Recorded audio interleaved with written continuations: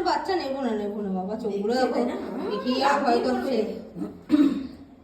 কি হয়েছে হাম্বু? হাম্বু ডাক্তার সব মাম্মামের পিঠের উপর উঠছে, দেখেছিস?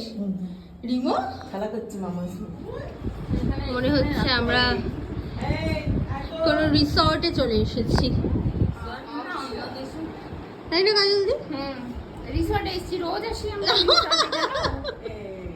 ওই লাইটটা